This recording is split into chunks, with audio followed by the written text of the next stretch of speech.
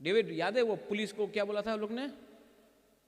आप जाके अकेला के आपने अपोज किया। हाँ,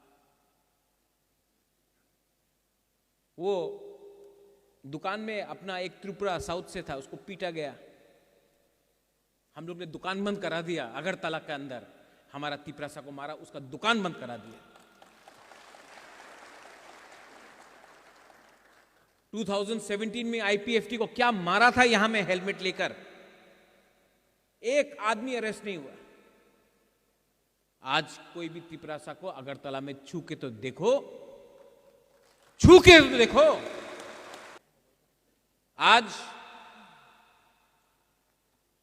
वाईटीएफ का प्लेनरी सेशन उसने बोला था खुमुलुंग में करो, हमने बोला नहीं, अगरतला के बीच में करेगा।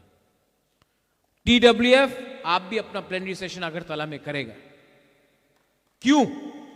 वाई? मुझे दिखाना है,